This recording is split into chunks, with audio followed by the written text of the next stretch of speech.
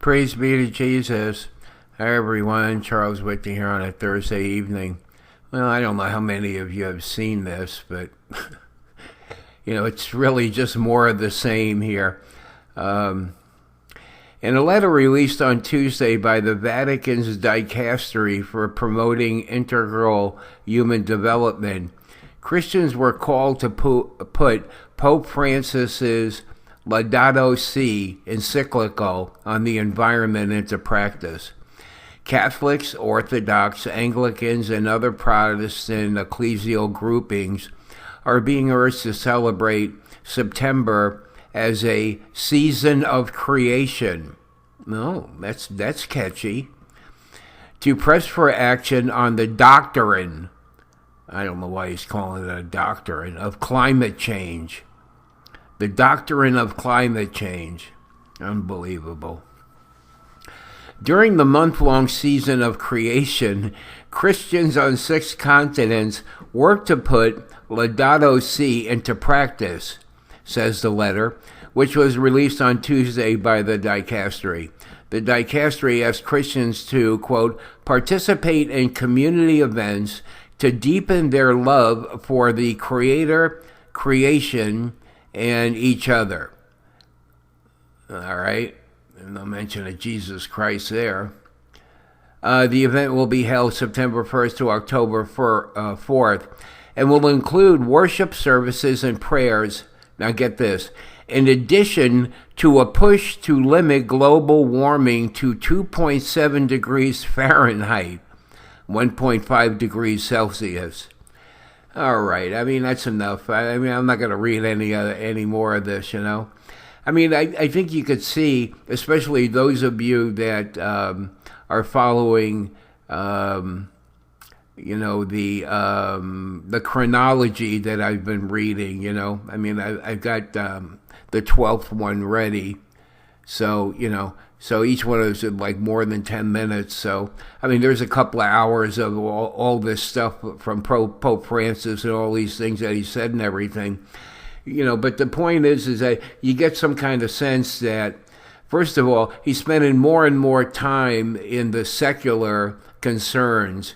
Now, not that we shouldn't be concerned about taking care of creation. Of course, the church has always been concerned about that and, always encourages us to be good caretakers of God's creation, But you see more and more he's paying more attention to all of this and less attention to what he's really there for, which is call people to conversion into the truth of Christ through the Catholic Church.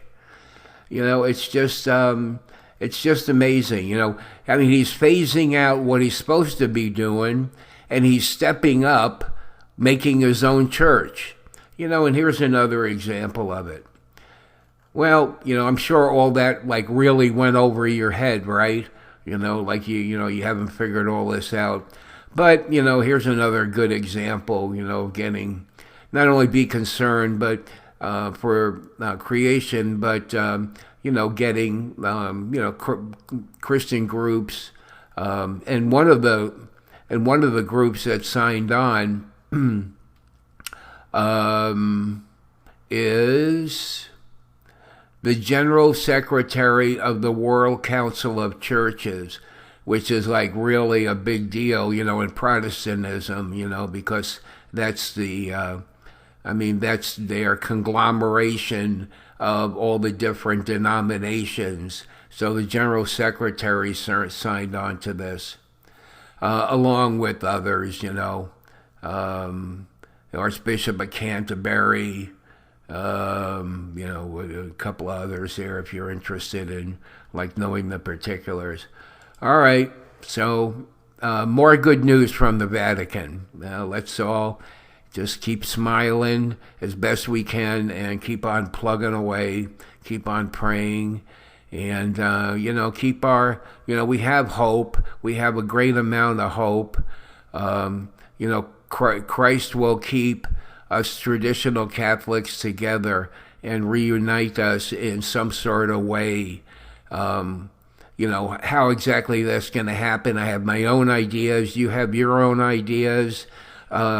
But it will come about, and eventually this fake church of Francis is going to be destroyed. I mean, Christ is going to destroy it, along with all the other fake religions, eventually. Now, I happen to think this will happen, within the next several years.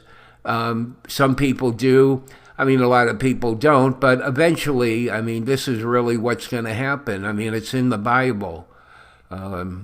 So, okay, well, that's enough for right now, and take it easy, and we'll talk to you next time. Bye.